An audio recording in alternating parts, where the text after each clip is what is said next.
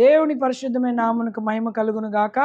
ప్రార్థించిన రీతిగా సర్వశక్తి కలిగిన దేవుడు వాక్యం ద్వారా మనందరితో మాట్లాడి బలపరచును గాక. ఆమె ఎఫెసీయులకు రాసిన పత్రిక 6వ అధ్యాయము 11వ వచనం. మీరు అపవాది తంత్రములను ఎదిరించుటకు శక్తిమంతులు అగునట్లు దేవుడిచ్చు సర్వాంగ కవచమును ధరించుకొందము. హల్లెలూయా. ఇది ఎవరికి చెప్పబడుతున్న మాట చెప్పండి? అపవాది దగ్గర ఏమున్నాయంట? తంత్రాలు ఉన్నాయంట. హల్లెలూయా, హల్లెలూయా. ఎవరితో మాట్లాడేటప్పుడు ఎదుటి వాళ్ళు కొద్దిగా హుషారు చూపిస్తే ఏమంటాం? నీకే నా తెలివి నాకు కూడా ఉందంట. మేమేమైనా తెలివి తక్కువలా కనపడుతున్నామా? మాకు కూడా ఇంతో అంతో తెలివి ఉంది అని ఒకటి రెండు మాటలు విన్నట్టు అనిపించిన మూడో మాటకి మనం ఖచ్చితంగా ఈ మాట అంటాము. హల్లెలూయా. అయితే అపవాది దగ్గర కూడా కొన్ని తంత్రాలు ఉన్నాయంటే ఏమున్నాయి? అపవాది తంత్రాలన్నీ ఎవరి మీద ప్రయోగిస్తాడు? అన్యుల మీద ప్రయోగిస్తాడా? క్రీస్తుని ఎరగని వారి మీద ప్రయోగిస్తాడా? ఎవరి మీద? క్రీస్తుని ఎరిగిన వారి మీదే ప్రయోగిస్తాడు. హల్లెలూయా. వాడి టార్గెట్ అంటే ఏంటంటే పరలోక రాజ్యంలో జనాభాని తగ్గియాలి, నరకంలో జనాభాని పెంచాలి, అకౌంట్లో ఎక్కువ మందిని జాయిన్ చేసుకోవాలని ఆశపడుతున్నాడు. హల్లెలూయా. అందుకనే సంఘముతో అపోస్తలుడైన పౌలు గారు ఏమంటున్నారంటే అపవాది తంత్రాలు ఎదిరించడానికి మనం ఏమవ్వాలంట? శక్తిమంతులు అవ్వాలంట. శక్తిమంతులు అవ్వాలంట. ఇప్పుడు శక్తిమంతులు అవ్వాలంటే అసలు అపవాది తంత్రాలు ఏంటో మనం తెలుసుకోవాలి. ఇప్పుడు అవతల శత్రువు ఎంతమందితో దాడి చేయడానికి మన మీదకి వస్తున్నాడో తెలిస్తే ఒక పంచాయతీనే ఉందండి. మీ అందరికి అర్థం కావాలని చెప్తున్నా. అవతల వ్యక్తి 10 మందిని తీసుకొస్తుంటే మీరు ఎంతమందిని తీసుకెళ్తారు? మీకు వాళ్ళకి మధ్యలో ఒక మీడియేటర్ కంపల్సరీ ఉంటాడు. అది మీకు తెలుసు, వాళ్ళకి కూడా తెలుసు. అయినా మీరు మెయింటైన్ చేస్తారు, వాళ్ళు మెయింటైన్ చేస్తారు. ఎందుకంటే అక్కడ ఇన్ఫర్మేషన్ మీకు కావాలి. మీ ఇన్ఫర్మేషన్ అటు పోయినా పోకపోయినా అక్కడ ఇన్ఫర్మేషన్ మీకు కావాలి కాబట్టి 10 మంది వస్తున్నారా? అయితే మీరు ఎంతమందిని తీసుకెళ్తారు? ఇంకో 10 మందినైనా ఎక్కువ తీసుకెళ్తారు. హల్లెలూయా. ఎందుకు చెప్పండి? మనం గెలవాలంటే ఇంకా కొద్దిగా గట్టిగా మాట్లాడే వాళ్ళని తీసుకొని వెళ్తేనే కదా కొద్దిగా మనం గెలిచే అవకాశాలు ఉంటాయి. అలాగే అపవాది తంత్రాలు ఏంటో ముందు మీరు ఎరిగితే అసలు మీరు ఎదిరించాలా ఎదిరించకూడదు అనేది మీకు అసలు అర్థమవుతుంది. హల్లెలూయా. సంఘం ఏమనుకుంటుందంటే ప్రార్థన వచ్చు కదా, అభిషేకం పొందుకున్నాం కదా, భాషలు మాట్లాడుతున్నాం కదా, క్రమంగా మందిరానికి వెళ్తున్నాం కదా, దేవుని సొమ్ము దేవునికి నమ్మకంగా ఇస్తున్నాం కదా, చేతనైనప్పుడు ఎంతో అంతో పరిచయంలో సహకారంగా ఉంటున్నాం కదా, మనం వెరీ గుడ్ అని మనమే 100కు 100 మార్కులు వేసేసుకుంటాం. ఇక మనం ఎక్కడ తప్పిపోయే అవకాశం లేదు. మనం పర్ఫెక్ట్. మనం వెళ్ళి కొన్ని రోజులు అయినా మనం పర్ఫెక్ట్ అయిపోయాం. ప్రార్థన వచ్చింది, పాట పాడడం వచ్చింది, వాయిద్యాలు వాయించడం వచ్చింది, పరిచయం చేసే కృప దొరికింది కదండి, నమ్మకంగా దశంభాగం ఇస్తున్నాము, తులమా పొలమా అప్పుడో ఇప్పుడో ఈ బుద్ధి అయితే వేరే కార్యక్రమాలకు కూడా ముందుకు వస్తూనే ఉన్నాం. ఇంకా మేము పర్ఫెక్ట్ కదా, ఇక మాకేముంది? అట్లా అని అన్ని ఉద్యోగాలకి ఇంటర్వ్యూ చేసి పెట్టేసుకున్నట్టే పోలీస్ డిపార్ట్మెంట్లో పెట్టుకుంటారా? ఏం చేస్తారు? కంపల్సరీ దొంగ కన్నా పోలీస్ ఫస్ట్కి పరిగెత్తాలి. ఇంకొకటి షార్ట్ కట్లో కూడా వెళ్ళాలి. వాడికి ఒక దారి తెలిస్తే పోలీసు వాళ్ళకి 100 దారులు తెలియాలి. అంతేనా కాదా అండి? బార్డర్ దాటక ముందే వీళ్ళు బార్డర్లో వెళ్ళేవాడిని ఆపగలగాలి. అంత టెక్నిక్ ఉంటేనే వాళ్ళు పోలీసు వాళ్ళు అవుతారు. ఎత్తుకున్న వాళ్ళందరూ పోలీసులు అవరు, చదువున్న వాళ్ళందరూ అవరు. నాకు అన్ని క్వాలిఫికేషన్స్ ఉన్నాయండి, నేను 6 అడుగులు ఉన్నా, మంచి బలంగా ఉన్నా, 6 ప్యాక్ నేనంటే ఇంటికి వెళ్ళమంటారు. నువ్వు అక్కడికి వెళ్ళి పరిగెత్తలేకపోతే ఎందుకు? శత్రువు మనస్సును నువ్వు అంచనా వేయలేకపోతే ఎందుకు? వాళ్ళన్న దొంగ వస్తున్నాడంటే లీవ్ పెట్టి ఇంటికి వెళ్ళిపోయేవాడు ఎందుకు? అంతే కదా. ఇవన్నీ వాళ్ళకి ఆ టెస్ట్లో అర్థమైపోతాయి. హల్లెలూయా.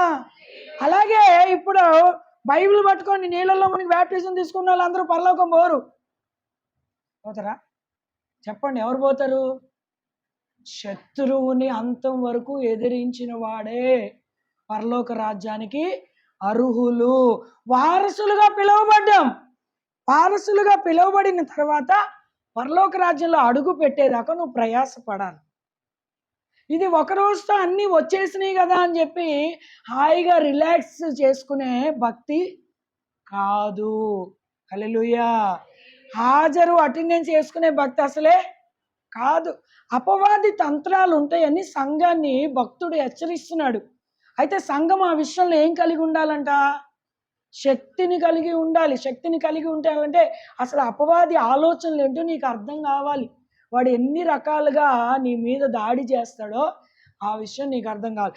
మనం ఏం చేస్తామంటే క్రీస్తుని ఎరిగి గొప్పవాడు, శక్తిమంతుడు, గొప్ప కార్యాలు చేస్తాడు, అద్భుతాలు చేస్తాడు, ఆశ్చర్యాలు చేస్తాడని దేవుడి దగ్గరికి వచ్చిన తర్వాత ఏం చేస్తామంటే ఇక అన్ని అద్భుతాలే జరగాలి, అన్ని ఆశ్చర్యాలే, పక్కోళ్ళు కూడా మనకే కలిసి రావాలి కదండి.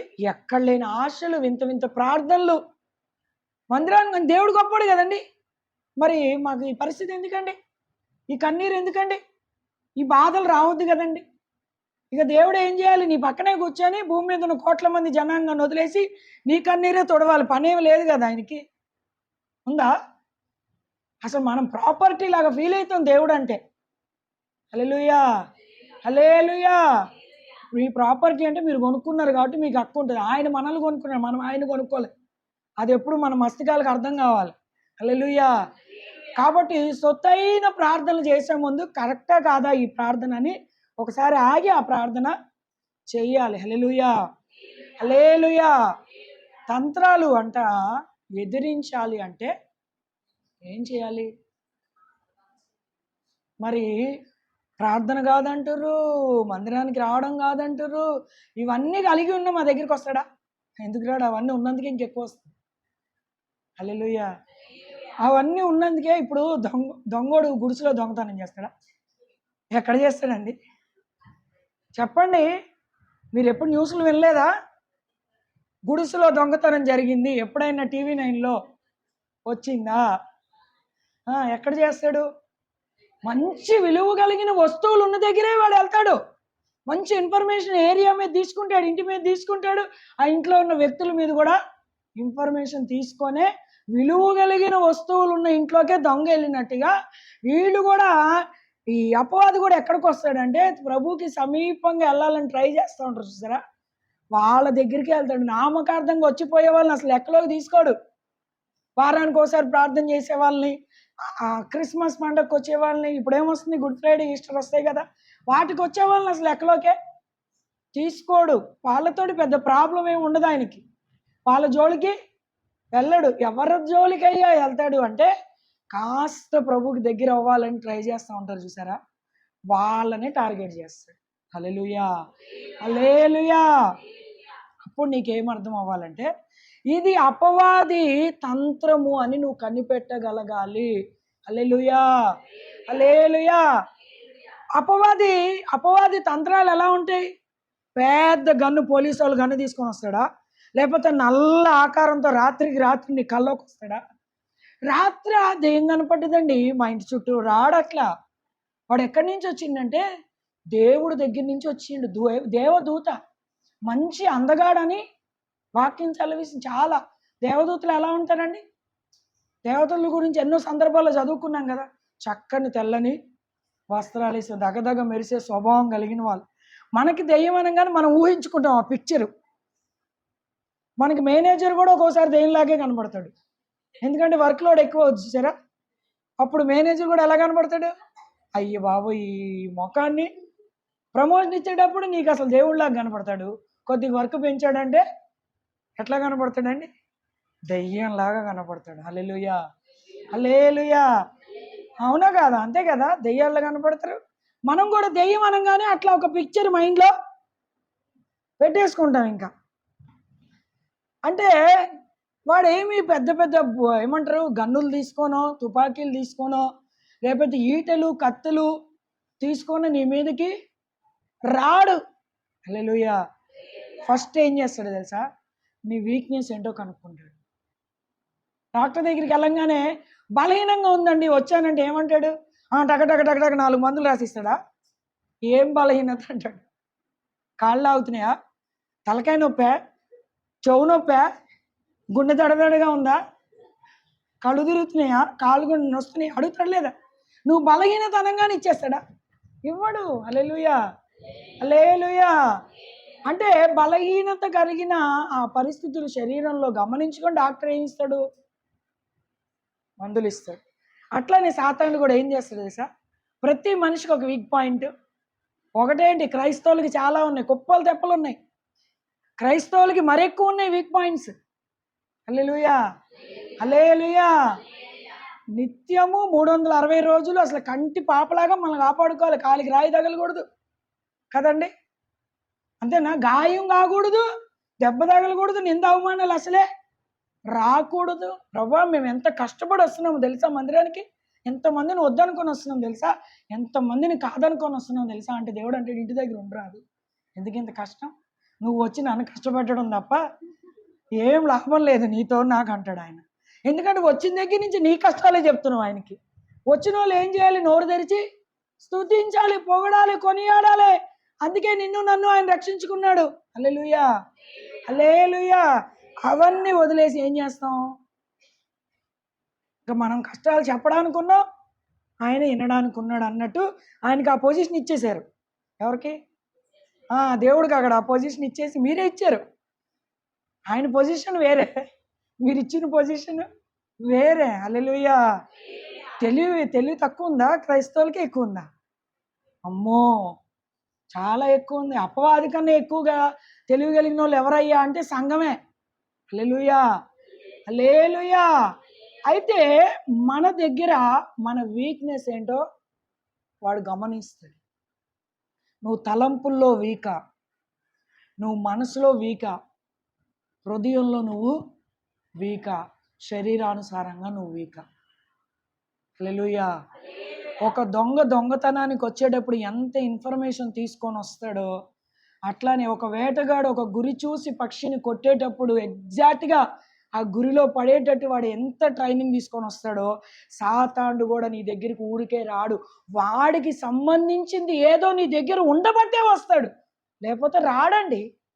ఎందుకు వస్తారు? మనకన్నా మహామహులు, సేవకులు, ఎంతో చక్కని పరిశుద్ధ జీవితాన్ని కలిగి ఆఖరి కొన ఊపిరి వరకు ప్రభుతో పోరాడి గెలిచి ప్రభు రాజ్యంలోకి వెళ్ళిన వారు ఎంతోమంది కోకొల్లలు భూమి మీద ఉన్నారు. ఈరోజు ఎక్కువ మరణాల సంఖ్య చూసుకుంటే చెప్పుకోవడానికి సిగ్గుచేటు. కృంగుదల చూసుకుంటే సంఘమే, బాధలు చూసుకుంటే సంఘమే. దేవుడు ఎంత బలం ఇచ్చాడంట సంఘానికి, ఎంత బలం ఇచ్చాడండి. సంఘము ముందంట పాతాళలోక ద్వారాలు నిలబడలేవని వాక్యం సెలవిస్తుంది. ఈ రోజున ఆ పాతాళాన్ని చూసి సంఘం వణికిపోతా ఉంది. హల్లెలూయా. నీ పాప దోషాతిక్రమాల కొరకు విలువైన రక్తం కార్చబడిందని తెలిసి కూడా తలంపుల్లో పడిపోయే వాళ్ళు ఉంటారు, ఆలోచనలో పడిపోయే వాళ్ళు ఉంటారు, మనసులో పడిపోయే వాళ్ళు ఉంటారు, శరీరానుసారంగా పడిపోయే వాళ్ళు ఉంటారు. మళ్ళీ వీళ్ళు ఎవరు? అన్ని వచ్చిన వాళ్ళే. మంచి పవర్ఫుల్ ప్రేయర్ చేస్తారు, దశంభాగాలు నమ్మకంగా ఇస్తారు, సండే మంచిగా ఆదరేసుకుంటారు మందిరానికి వచ్చి. హల్లెలూయా. ఇవన్నీ చేస్తారు, కానీ ఎక్కడో ఒక దగ్గర ప్రభువుకి అయిష్టమైంది ఉంటుంది. ఆ ఉన్న దానిని పట్టుకొనే వాడిని ఇంట్లోకి ఎంటర్ అవుతాడు. ఇంటి చుట్టూ పోలీస్ బందోబస్తు బాగా ఉంది అంటే దొంగ అటు కన్నేయడానికి కూడా చూడడు. చూస్తాడా? లేనిపోయింది. ఒక్క ఇంటి మీద నేను కన్నేస్తే నా జీవితం అంతా పోలీస్ స్టేషన్ పాలైపోద్దని పోతే పోయింది. ఒక్కిల్లు బోల్డ్ ఉన్నాయి భూమి మీద అని ఏం చేస్తాడు దొంగ? ఆ ఇంటిని విడిచి వెళ్ళిపోతాడు. ఈరోజు క్రైస్తవులు అనేక మంది అపవాదికి టార్గెట్ అయ్యి ఆ ఉరిలో పడిపోతున్నారంటే దానికి కారణం ఏంటంటే తగిన సెక్యూరిటీలో నువ్వు లేవని అర్థం.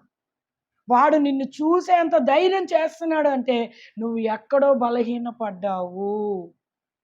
సమర్థుల్ని అసమర్థులుగా చేస్తాడు వాడు. సామర్థ్యం కలిగిన వారిగా ప్రభు మనల్ని చేస్తే వాడు మనల్ని చేతగాని వాడిగా చేస్తాడు. హల్లెలూయా. ఆ విషయంలో యోబు గారిని చాలా మెచ్చుకోవచ్చండి. నిజంగా పరలోకి వెళ్ళినప్పుడు చూస్తే ఆయన ఒక 10 నిమిషాలు చూసే అవకాశం దొరికితే అలా చూడాలి. ఎందుకంటే యథార్థవంతుడు, నీతిమంతుడు, బహుధనవంతుడు, దేశంలోనే ఆశీర్వదించబడిన వ్యక్తి అన్న కఠినమైన పరిస్థితుల గుండా తీసుకొని వెళ్తున్న నోటి మాటతో కూడా పాపం చేయలేదు. ఎంత గొప్ప భక్తి కదా అది. ఈరోజు ఆ భక్తిని, మన భక్తిని త్రాసులో వేస్తే మనది ఇట్టు తేలిపోద్ది. తేలుతుందా? తేలదా? ఖచ్చితంగా తేలిపోతుంది. హల్లెలూయా, హల్లెలూయా. అంటే నీ భక్తి నీకు ధైర్యము పుట్టించదా? భక్తి అనేది బ్రతుకులో ఉంటే అది ధైర్యాన్ని తీసుకొస్తుంది. బైబిల్ ఇంట్లో ఉంటే కాదు నీకు ధైర్యం వచ్చేది, భక్తి నీ బ్రతుకులో ఉండాలి. అనుదినము తప్పక సేవించుచున్న నీ దేవుడే నిన్ను రక్షించినా. దానియేలు ఎప్పుడు సేవించేవాడంట? రాజు ఎక్కడ కంగు తిన్నాడంటే నా ప్రతిమ కూడా మొక్కకుండా ప్రార్థన చేసావు చూసావా, అప్పుడే నీకు నీ భక్తి ఏంటో నాకు అర్థమైపోయింది. హల్లెలూయా.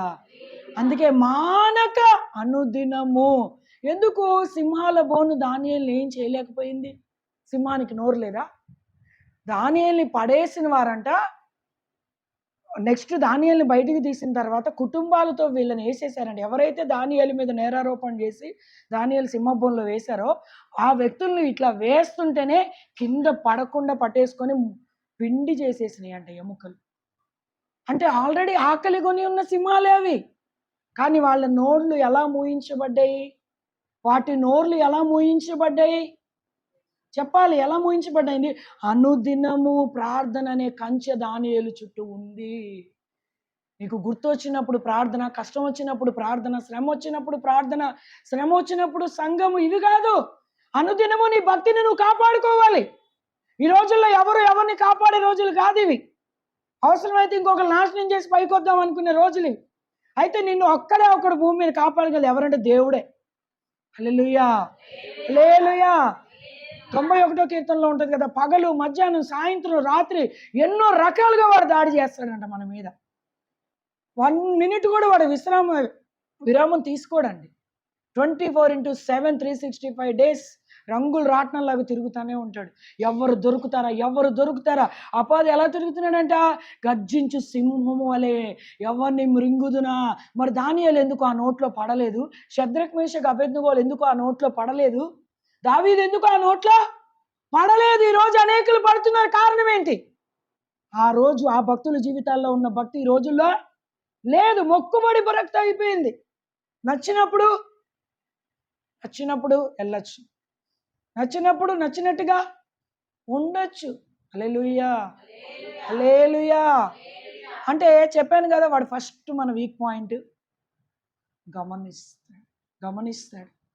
నువ్వు తలంపుల్లో వీకా, మెంటల్గా నువ్వు వీకా, ఫిజికల్గా వీకా కదండి. ఎన్ని రకాలుగా ఒక మనిషిని టార్గెట్ చేయాలో అన్ని రకాలుగా వాడు టార్గెట్ చేసే మంచిగా స్కాన్ చేసే వస్తాడు. హల్లెలూయా, హల్లెలూయా. అయితే ఆ స్కానింగ్ రిపోర్ట్ మొత్తం జీసస్ అనే కనపడాలి. హల్లెలూయా. నీదేమీ కనపడకూడదు, క్రాసే కనపడాలి వాడికి. నీకు ముందు క్రాసే. నిన్ను స్కాన్ చేయడానికి ఒకవేళ వచ్చాడు అనుకో, సిలువ వేయబడిన క్రీస్తు కనపడితే నిలబడతాడా? అయ్య బాబు, ఈ ఇల్లు నా ఇల్లు కాదు, ఎందుకు వచ్చిన గోల, నేను ఇక్కడి నుంచి వెళ్ళిపోవడమే మంచిది అనుకుంటాడు. హల్లెలూయా. కానీ ఈరోజు సంఘాన్ని స్కాన్ చేస్తే ఏం కనిపిస్తుంది తెలుసా? ఒక ఆమెకి కోపం ఎక్కువ, తాసుపాము బుస్సు కన్నా ఎక్కువ బుస్సుమని లేకుతారు వాళ్ళు. తాసుపాము బుస్సు కొడుతాం ఇప్పుడు అని విన్నారా? అంత ధైర్యం ఎక్కడదండి, అది పడగిప్పేలోపే పారిపోతాం మేము. అవునా లేదా? తాసుపాము పడగిప్పినప్పుడు ఎట్లా సౌండ్ చేస్తుంది? పెద్దగా సౌండ్ చేస్తాయి కదా. ఇట్లా దానికి ఎవరన్నా దారిలో వెళ్తున్నారని జస్ట్ అట్లా స్పర్శ అయితే జల్లని. ఎంతమంది లేరు సంఘంలో అట్లా? మా కోపాన్ని చంపామండి, బ్యాప్టిజం ట్యాంకులోనే ముంచామండి అన్నవాళ్ళు ఎంతమంది? చంపలా, దాన్ని ఉంచుకుంటారు. మన నరుని కోపం అంటే దేవుని నీతిని నెరవేర్చదు. ఇంకా నేను చచ్చిపోయాను ప్రభు అంటే నువ్వు నమ్మడాయన, ఇంకా నువ్వు చావలేదు బిడ్డ, చాలా బతికే ఉన్నాయి, మొక్క మొలుస్తున్నాయి, జాగ్రత్త. చేదేని వేరు మొలిసిందా, కలుపు బలం పెరుగుద్ది, విత్తనం బలం తగ్గుద్ది. హల్లెలూయా, హల్లెలూయా. అంతేనా కాదా అండి? అయితే కొంతమందికి ఏముంటుందంటే ఈర్ష్య, పక్కనోడి మీద. లోపలికి praise Lord brother, praise Lord sister అంటారు, లోపల కత్తులకి సాన పెడతా ఉంటారు, ఎక్కడ దొరుకుతారా. ఆమె ప్రార్థన చేస్తుంది, ఆమె సంగతి తెలుసా నీకు? ఏదో అట చేస్తుంది కానీ బతుకంతా వేరేలే. అయిపోయా నీ 2 సంవత్సరాల ప్రార్థన ఒక్క దెబ్బకు తుఫాన్ వచ్చి కొట్టుకుపోయా. ఇక రాడా? ఇంటి ముందు డబల్ కాట్ మంచం వేసుకొని కూర్చుంటాడు వాడు. అబ్బా నాకు కావాల్సింది కూడా ఇట్లాంటోళ్ళే మంచిగా దొరికిరు, నేను ఎక్కువ కష్టపడకుండానే అనుకుంటాడు. హల్లెలూయా. నన్ను అలా చూస్తారేంటి? సౌలు దొరకలేదా? దొరికాడా లేదా? ఎందుకని? దేవుడు అభిషేకం, సేవకుడి చేత అభిషేకించబడిన వ్యక్తి ఈజీగా దొరికాడు ఎక్కువ కష్టపడకుండానే. ఏంటి కారణం ఏంటి? ఒకటేమో దేవుడు మాట వినలేదు, రెండోదేమో ఒక దైవజనులు చెప్పారు. ఏమని చెప్పారంటే, ఇశ్రాయేలీయులు ప్రజల్ని సౌలు చేతికి ఇద్దాం అనుకున్నాడంట దేవుడు, కానీ దావీదుని ఇద్దాం అనుకోలేదంట. అంటే నువ్వు దావీదుని ముట్టడానికి ఆయన పర్మిషన్ ఇయ్యడు. నువ్వు ఏలాలనుకుంటే ఇశ్రాయేలీయుల్ని ఏలాలే, నువ్వు దావీదుని ఏల్తానంటే నేను ఎట్లా ఊరుకుంటా అని దేవుడు అన్నాడంట. హల్లెలూయా, హల్లెలూయా. ఎవరికి నష్టం కలిగింది? ఎంత సౌలు ప్రయత్నించినా అంట దావీదు సుబుద్ధితోనే పనిచేసేవాడంట. సుబుద్ధి గెలిచిందా, ఈర్ష్య గెలిచిందా? ఇద్దరు క్రైస్తవులే, ఇద్దరు ఒక సంఘ బిడ్డలే, ఇద్దరు ఒక పాస్టర్ గారి బిడ్డలే, కానీ ఏది గెలిచింది చెప్పాలి? సుబుద్ధి గెలిచింది. ఈర్ష్య కొట్టుకొని పోయింది, నామానిశాన లేకుండా, తరాలే లేకుండా అయిపోయింది. ఇంకా దేవుడు మహాకృపను బట్టి మెఫీబోషేతుని దావీదు దగ్గరికి తీసుకున్నాడు. హల్లెలూయా, హల్లెలూయా. అంటే మరి బాప్టిజం తీసుకున్నాం కదా, చర్చ్కి వస్తున్నాం కదా, మరి ఇది ఎక్కడుంది? ఇది ఎక్కడో ఉంది లోపల ఒక మూల. డబ్బాలు వేసి మూత పెట్టిరు, లాకర్లు వేసి, డబ్బాలో కూడా కదా, లాకర్లు వేసి పెడతారు. నేనంటే ఏంటో తెలుసా? ఇంకేంటి నువ్వంటే? ఇంకా ఉన్నావా? నువ్వు బతికే ఉన్నావా? నేనంటే ఏంటో తెలుసా? నేను ఏదో కనపడుతున్నానని చాలా సింపుల్గా అంచనా వేస్తున్నావా నువ్వు నన్ను అంటారా? అంటే ఇంకొకరు ఉన్నారా నీ లోపల? లోపల మీకు ఇంకా ఇద్దరు ముగ్గురు క్యారెక్టర్స్ ఉంటే ఏసై ఉండడు మన లోపల. అమ్మ మీ క్యారెక్టర్స్ని మీరు పెంచి పోషించుకోండి, నన్నే కావాలనుకునే వాళ్ళు బోలు మంది ఉన్నారు, నేను వాళ్ళ దగ్గరికి వెళ్తాను అంటాడు. హల్లెలూయా, హల్లెలూయా. అంటే ఇవన్నీ దేనికి సంబంధించినవి? ఎవరికి సంబంధించినవి చెప్పాలి? అపవాదికి సంబంధించిన వస్తువులన్నీ నువ్వు ఇంట్లో దాచిపెట్టేసుకొని, ఈ గుడారం అనే దేహంలో నువ్వు దాచిపెట్టేసుకొని, నువ్వు రాకంటే నువ్వు వెళ్ళేది పేరుకి చర్చికి వెళ్తావు, నా క్వాలిటీసే కంప్లీట్గా నీ దగ్గర ఉన్నాయి, ప్రాపర్టీ మొత్తం నువ్వు నాదే, నన్ను రావద్దంటావేంటి అని తలుపు నెట్టేసుకొని మరి వచ్చి కూర్చుంటాడు. హల్లెలూయా, హల్లెలూయా. ఇప్పుడు ఈ ప్రాపర్టీ మీద ఎవరికి అధికారం ఉంటుంది? ఎవరి ప్రాపర్టీ కొన్నారో వాళ్ళకి అధికారం ఉంటుంది, అంతేనా? ఈ స్థలం మీద ఎవరికి అధికారం? ఈ స్థలం ఎవరిదో వాళ్ళకే అధికారం. మీ ఇంటి మీద పక్కింటి వాళ్ళు వచ్చి మీ ఇంట్లో కుర్చీ వేసుకుంటే ఏమంటారు? ఇల్లు మాదంటే ఏమంటారు? ఏం మాట్లాడుతున్నావు? తలకాయ పని చేస్తుందా నీకు? నువ్వు ముందు లేచి బయటికి వెళ్ళు అంటారా లేదా? అవునా లేదా? ఎందుకని? ఆయన ఫుల్ అథారిటీస్తో వచ్చాడు. ఎప్పుడో తాతల పేరు మీద, వాళ్ళ పేరు మీద ఉంది అది. ఇంకా మరి నీ పేరు మీద రిజిస్ట్రేషన్ కాలే, నువ్వైతే ఇల్లు కట్టుకున్నావు, కానీ అవి చూపిస్తాడు ఆయన.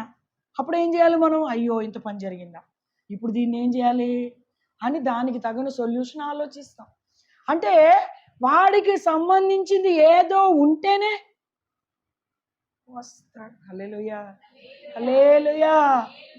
ఆత్మీయతలో ఎదిగిన తర్వాత వచ్చే విధానం వేరు. అది ఎట్లయినా ఆ రోజు భక్తులకు తోడైనట్టు దేవుడు మనకి. నీతిమంతుడంట కీడు వస్తుంది అనే భయం లేకుండా బ్రతకచ్చంట. నిజంగా ప్రభువు మీద ఇట్లా ఆనుకొని ఉంటారు కదా, వాళ్ళకి ఇంకా కీడు వస్తుంది అన్న భయం ఉండదంట. ఎందుకని? ప్రభువుని ఆనుకొని ఉన్నారు. హల్లెలూయా, హల్లెలూయా. ఆ వాక్యం కన్నా అధికమించి యోబు గారు ముందుకు వెళ్ళిపోయారు. కీడు వచ్చినా కూడా ఆనుకొనే ఉన్నాడు. అన్ని పోయినాయి, ఆయన్ని ఆనుకున్నాయి, అన్ని పోయినాయి, ఆయన ఆనుకున్న ఆయన మటుకు ఆయన కాపాడుకున్నాడు. ఈరోజు మనం ఏం చేస్తామంటే ఆనుకోవాల్సిన ఆయన వదిలేసి మనకు సంబంధించిన అన్నింటినీ ఆనుకొని అంటిపెట్టుకొని ఉండి, నువ్వు నన్ను ఆనుకోనయ్యా, నాతోనే ఉండయ్యా అంటే ఆయనకి ఎట్లుంటుంది? వాళ్ళే చేస్తున్నావు వాళ్ళే ప్రార్థన అనుకుంటాడు. హల్లెలూయా, హల్లెలూయా. సౌలుకి ఆయన హృదయంలోకి ఏమొచ్చింది చెప్పండి? ఈర్ష్య అనే స్వభావం వచ్చేసింది. అది దైవ సంబంధమైనది కాదు, కాదు, కాదు. ఈరోజు దైవ సంబంధమైన వాటి చేత నింపబడి ఉంటేనే మనం అపవాది తంత్రాలు ఎదిరించగలుగుతాము. హల్లెలూయా, హల్లెలూయా. ఒక చెడ్డ తలంపు వచ్చింది అనుకోండి, మన మైండ్లో వచ్చింది.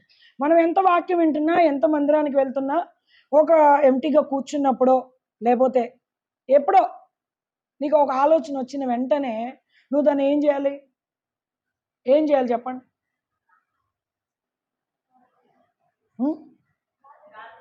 ఏమని ప్రార్థన చేయాలి కదా? ఇది నాకు రావాల్సిన తలంపు కాదు. అంటే ఆ తలంపు రాగానే నీకేం అర్థం అవ్వాలి? ఇది నాకు సంబంధించింది కాదు. పొరుగింటోళ్ళు వస్తూ మన ఇంట్లోకి వస్తే ఏమంటాము? ఇది ఎవరిది? మన ఇంట్లో 100 గిన్నెలు ఉన్నా వాళ్ళ గిన్నె మనం గుర్తుపడతాం. పడతామా పట్టమా? ఎమ్మటే ఏం చేస్తాం? కొంతమంది పొరుగింటోళ్ళు కూడా దాసేస్తారు. కొన్ని రోజులు నిజం, అట్లాంటి వాళ్ళని కూడా నేను సేవకు వచ్చిన కొత్తలో చూసా. కొన్ని రోజులు మా గిన్నెలు గ్లాసులు అన్నీ దాసేసి అటకెక్కిచ్చేసి 6 నెలలకు ఒకసారి వచ్చేవాళ్ళు హైదరాబాద్ నుంచి. వాళ్ళు వచ్చినప్పుడు తీస్తే మనం గుర్తుపట్టమా? మన ముందే వాడుతుంటే మనం గుర్తుపట్టమా? గుర్తుపడతాం. అరే కానీ ఏమడుగుతాం? 20 రూపాయలు 30 రూపాయల వస్తువులు కూడా ఇది నాదని అడుగుతామా? అంటే మేము దొంగలమా అంటారు. ఆల్రెడీ చేసిందే దొంగ పని. మళ్ళీ మనం అడిగితే దొంగలమా అంటారు. హల్లెలూయా. అట్లా కొంతమంది పొరుగోళ్ళ వస్తువులు కూడా దాసేసుకుంటూ ఉంటారు. ఇవాళ సంఘం కూడా ఏం చేస్తుందంటే సాతాను వస్తువులన్నీ దాసేసుకొని వర్ధిల్లాలంటే ఏం వర్ధిల్లుతామండి? ఏం వర్ధిల్లుతాం? అవునా కాదా? నీ ప్రాపర్టీనే నీకు హక్కు ఉంటుంది. నీ ప్రాపర్టీ మీద నీకు హక్కు ఉంటుంది. వేరే వాళ్ళ ప్రాపర్టీ మీద నీకు హక్కు ఉండదు. హల్లెలూయా.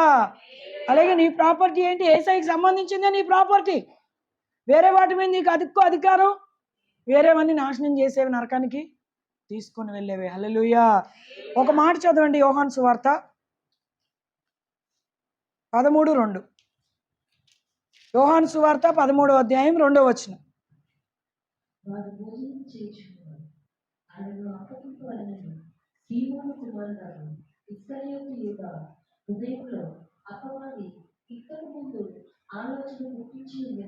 చాలండి. హల్లెలూయా. యూదా ఇస్కరియోతికి ఆలోచన వచ్చిందంట. యేసయ్యను అప్పగించక ముందే అప్పగించాలి, 30 వెండి నాణాలకి అమ్మేసుకోవాలని ఆలోచన వచ్చినప్పుడు ఏం చేయాలి? నీ తలంపుల్లో ఆలోచన వచ్చినప్పుడు నువ్వేం చేయాలి? వెంటనే దాన్ని సమాధి చేయాలి. నేనేంటి యేసయ్యని పట్టించడం ఏంటి, అమ్ముకోవడం ఏంటి? ఇది నేను కరెక్ట్ కాదు కదా. తెల్లారు లేస్తే ఈయనతోనే తిరుగుతున్నాను కదా, అద్భుతాలు చూస్తున్నాను కదా, ఆశ్చర్యాలు చూస్తున్నాను కదా అని వెంటనే ఆ తలంపుని తీసి పారవేసుకుంటే బాగుండేది.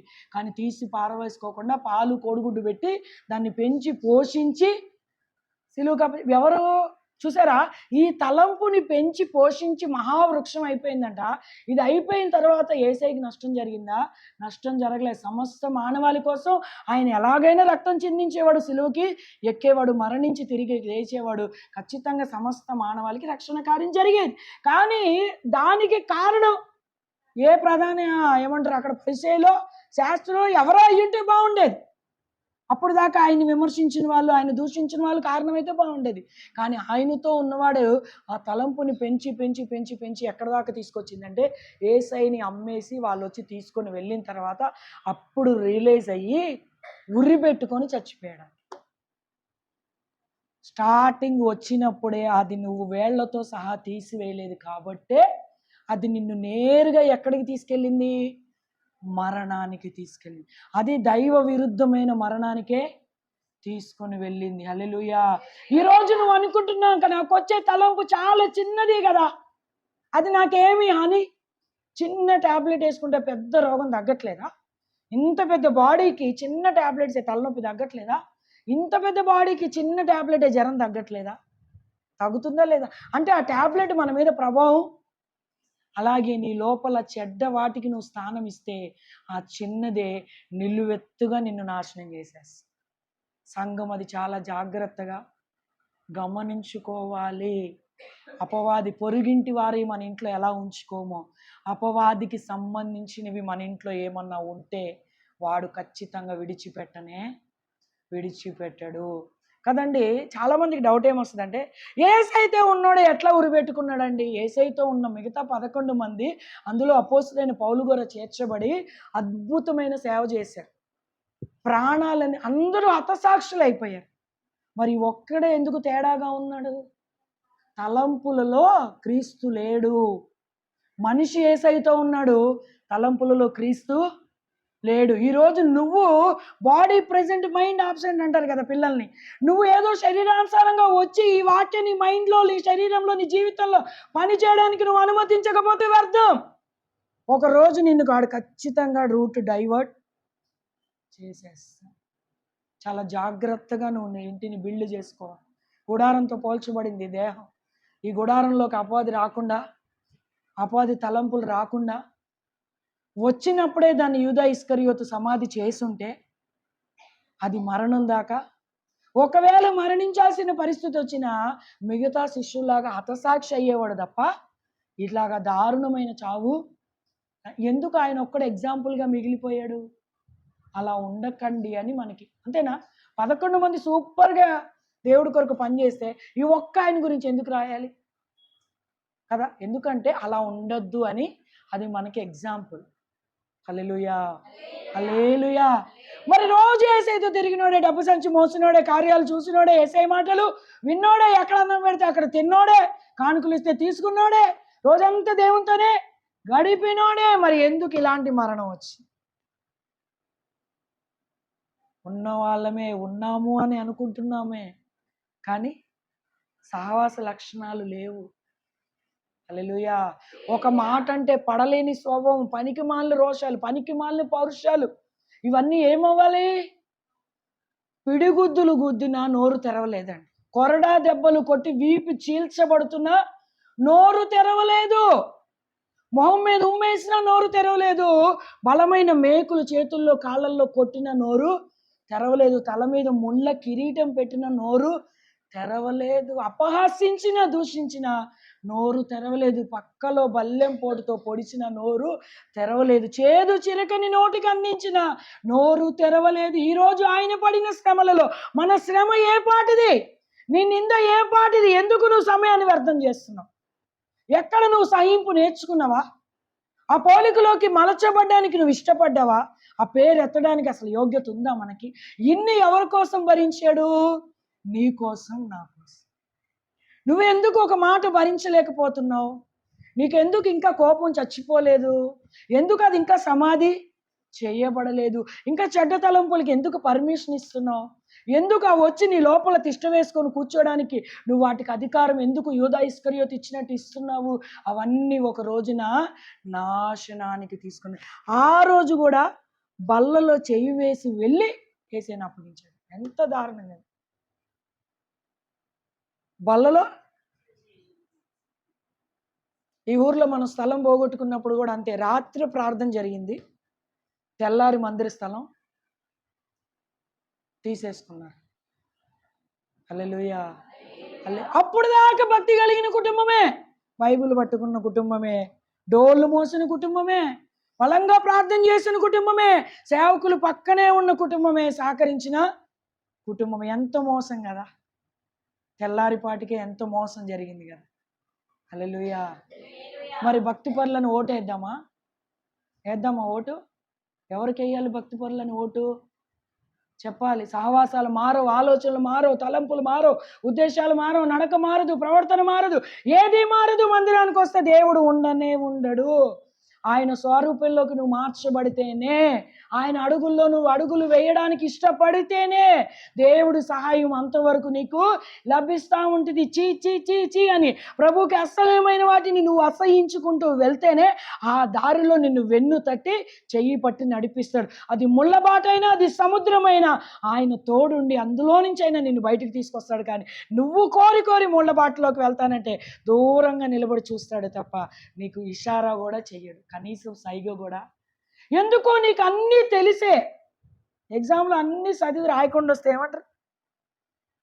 వీడికి ఎంత పొగరు కదా, బాగానే చదువుతావు కదరా, రాయలేదు, టైం సరిపోలేదు అంటే వీడికి టైం సెన్స్ లేదు. రాసే చదువు ఉంది కానీ టైంకి రాసే సెన్స్ లేదు. అలాగే మనకి ప్రార్థన చేసే సెన్స్ ఉంది కానీ అపవాదిని ఎదిరించి ప్రార్థన చేసే సెన్స్. నువ్వు ఎప్పుడు ధైర్యంగా ఒక వ్యక్తి అపవాదిని ఎదిరించగలుగుతావు అంటే నీ లోపల ఏ లోపం ఉండదు చూసావా? అప్పుడు నువ్వు యేసు రక్తమే జీవన, యేసు నామం ఉచ్చరించి ప్రార్థించి వాడు వెళ్ళిపోతావు. ఆ సామగ్రి అంతా నీ ఒంట్లో పెట్టేసుకొని యేసు నామంలో పో అంటే పోడువాడు. ఒకళ్ళు వెళ్ళి అట్లాగే ప్రార్థన చేస్తే బట్టలన్నీ ఊడబీకేసి కొట్టి పంపించాడంట. నువ్వు అక్కడి నుంచి వచ్చాడు, నాకు యేసు తెలుసు, పౌలు తెలుసు, మీరు ఎక్కడి నుంచి బయలుదేరారు నన్ను నిలగొట్టడానికి? హల్లెలూయా, హల్లెలూయా. అంటే ఏదో ఊత పదంలాగా వాడేస్తే కార్యాలు జరగు, శక్తి ఉండాలి. దైవికమైన శక్తి నీ లోపల. అందుకే అపోస్తలుడైన పౌలు గారు ఏమంటారంటే, మీకు తెలియని యుద్ధోపకరణాలు మా దగ్గర ఉన్నాయి, అవి శరీర సంబంధమైనవి కాదు, ఆత్మ సంబంధమైన. అంటే పౌలు గారి దగ్గర ఏమున్నాయి? ఆత్మ సంబంధమైన యుద్ధోపకరణ. మీ దగ్గర ఉన్నాయా? మా దగ్గర ఉన్నాయండి. కోపం ఉంది, పాపం ఉంది, తలంపుల్లో చెడు ఉంది, మా ఇష్టానుసారంగా పోతాం, ఇష్టానుసారంగా వస్తాం. ఇవన్నీ మా శరీర సంబంధమైనవే. వీటితో వాడితో యుద్ధం చేస్తే నీకు 0 మీద 0 వస్తాయి తప్ప ఒక్క పాయింట్ కూడా రాదు. 0 పక్కన పాయింట్లు వస్తాయి కదా, 1 2 అవి కూడా రావు. 0 0 0 0 అన్నీ. హల్లెలూయా, హల్లెలూయా, హల్లెలూయా. చావాల్సినవి ఏవో అవే. అపవాది అవ దగ్గరికి వెళ్ళి ఏమన్నాడంటే, ఇది నిజమా? ఏంటిది అది? నీకెందుకు? నిజమా అబద్ధమా? ఇది నిజమా? తోట చెట్ల పొలంలో తినద్దన్నాడా? వాడు ఎంత తెలివిగా అడిగాడు తెలుసా?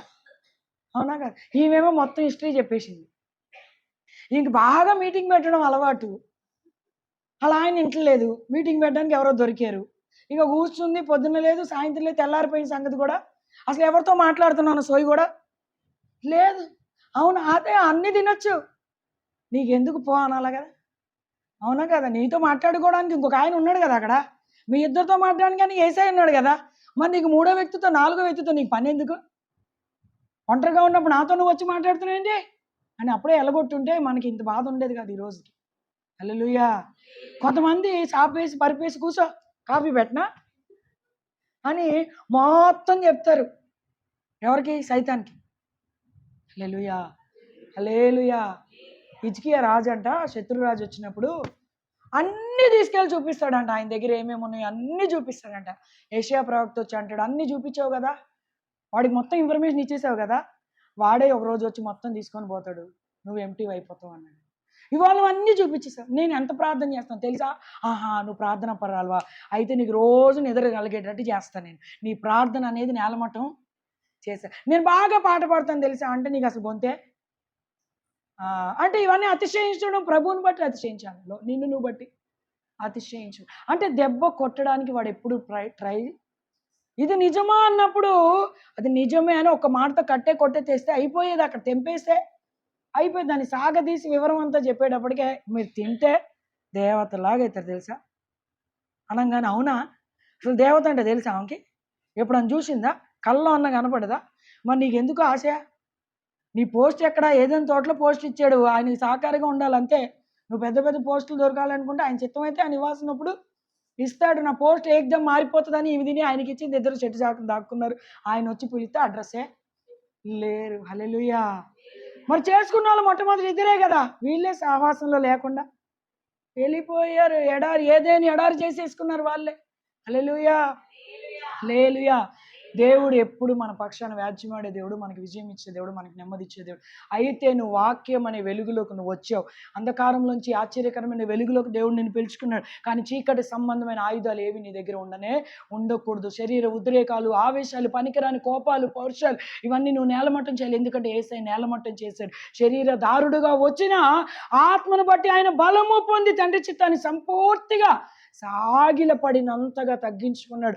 ఎక్కడ నోరు తెరవలేదు. ఈ రోజున మన నోరే ఎక్కువ కనిపిస్తుంది, మనమే ఎక్కువ కనిపిస్తాం, దేవుడు ఎక్కడో మూలకుంటాడు. కానీ ఆ రోజు భక్తుల జీవితాల్లో వారు ఎక్కడున్నారో కనపడలేదు, వారి పేరెత్తంగానే దేవుడే కనపడ్డాడంట. దానియేలుని ఎక్కడ పట్టుకోవడానికి దొరకలేడంట, దేవుడి విషయంలోనే దొరికాడంట. అంటే ఎవరు కనపడ్డారు? స్కాన్ చేస్తే రాజ్యం అంతా స్కాన్ చేశారంట. కక్ష కట్టి నిన్నగాక మొన్న చెరగా వచ్చాడు, రాజు పక్కన స్థాయిని సంపాదించుకుని ఎట్టయినా తీసుకెళ్ళి సింహం నోట్లు వేసేస్తే గొడవ వదిలిపోద్దాని అనుకున్నారు. స్కాన్ చేస్తే దేవుడే కనపడుతున్నాడు. సరే ఇందులోనే పట్టుకుందాం, అయినా కూడా దానియేలు వెనక్కి తగ్గలేదండి. హల్లెలూయా, హల్లెలూయా. ఈరోజు మన అక్కో చెల్లి ఒక ఎకరం మన పేరు మీద రాస్తా అంటే ఏముంది? అంతేగా, ఎవరు చూడలే, పద. ఎప్పుడు రాస్తావు? ముందు రాస్తావా? రాసి అని ఇంకా అక్కడికి వెళ్ళి ఆ వేషాలన్నీ వేసేసి రాపిచ్చేసుకొని మళ్ళీ ఇక్కడికి వచ్చి అని మందిరానికి వస్తే అంటే సేమ్ ఇప్పుడు సంఘంలో 70% అదే నడుస్తుంది భూమి మీద. ఎవరిని మోసం చేస్తున్నారు? అవ్వాదం దేవుని మోసం చేశారా? వారిని వారే మోసం చేస్తున్నారు. క్రీస్తుని కలిగిన వారు కదండి, దేవుడు అన్ని విషయాల్లో వర్ధిల్లింప చెయ్యాలి కదండి, దేవుడే తోడుండి అన్ని విషయాల్లో నడిపించాలి కదండి, చేయి విడిచిపెట్టకూడదు కదండి. హల్లెలూయా. చెయ్యి పట్టుకునేంత ముద్దు రావాలి నిన్ను చూస్తే, చీ అనిపించుకోకూడదు. హల్లెలూయా. ఆఖరిగా ఒక వచనం చదవండి, ముగించుకుందాం. మత్తయి సువార్త 24:13.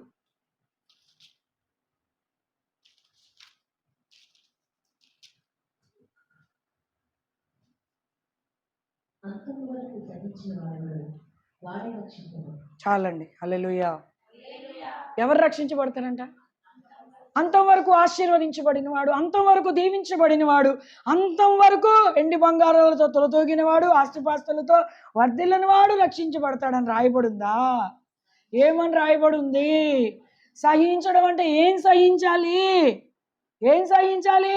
ఇప్పుడు నువ్వేం సహించలేకపోతున్నావో అవి సహించాలి. ఏవి నీకు ఉక్రోషం, కోపం, ఉద్రేకం, కట్టెలు తెంచుకొని నరాలు బయలిపోయేంత వస్తున్నాయి చూసావా, వాటన్నిటిని. ఎందుకంటే ఒక్కొక్కరికి అందరికి ఒకటే పోరాటం ఉంటుంది. ఎవరి స్థాయిలో అది నువ్వేం చేయాలి? నువ్వు టెంప్ట్ అయిపోకూడదు. వాటన్నిటినీ నీ హ్యాండ్ ఓవర్లోకి తెచ్చు. వాటి మీద నువ్వు విజయం పొందాలి. యేసే విజయం పొందాడు. నువ్వు పొందినప్పుడే ఎదుటి వారి ముందు తింగరోల్లా కనిపించవచ్చు, తెలివి లేనోళ్ళలాగా కనిపించవచ్చు, మాటలు రానోళ్ళలాగా కనిపించవచ్చు, మోగు వాళ్ళలాగా కనిపించవచ్చు, పిచ్చి వాళ్ళలాగా కనిపించవచ్చు. అయినా పర్వాలేదు, యేసయ్య ముందు నువ్వు మౌనం అవుతావు చూసావా, అప్పుడు నీ పక్షాన ఆయన నిలబడతాడు. హల్లెలూయా, హల్లెలూయా. ఎదుటి వారు ఎట్లా క్యాలిక్యులేట్ చేసుకున్న డోంట్ కేర్, విడిచిపెట్టేయాలి, అవి లెక్కలోకి తీసుకోవద్దు.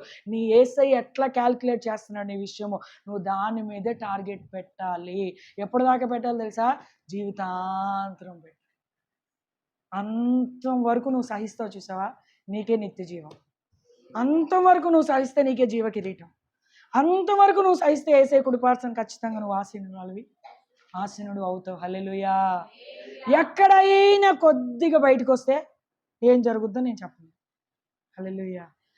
ఏం జరిగిందో భక్తుల జీవితాలు చూస్తే మనకు అర్థమైపోయింది. అవ్వ ఆదాంది ఏమైపోయింది, యూదా ఇస్కరియోతు ఏమైపోయింది, సౌలుది ఏమైపోయింది. కాబట్టి ఒకసారి అపవాది తంత్రాలు ఎరిగే అంత జ్ఞానం దేవుడు నీకు ఇచ్చాడు. అవి ఎక్కడి నుంచో వాడు తీసుకొని వచ్చి నీ లోపల పెట్టాడు. ఆల్రెడీ నీ లోపల ఉన్న వాటిని బయటికి తీసి నీ జీవితాన్ని నాశనం చేస్తాడు. యూదా ఇస్కరియోతుకి ఎక్కడవో తీసుకొచ్చి అతికిచ్చి పాడు చేయాల, తన లోపల ఉన్న వాటి చేతనే తను నాశనం అయిపోయాడు. హల్లెలూయా, హల్లెలూయా.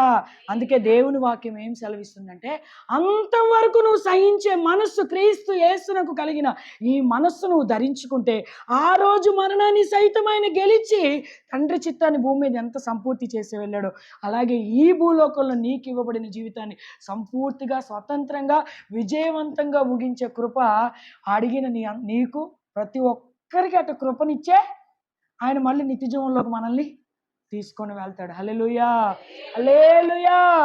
ఇటు వాక్యం పరిశుద్ధాత్మ దేవుడు మనందరి వినికిల్లో దీవించి ఆశీర్వాదకరంగా మార్చునుగాక. ఆమేన్.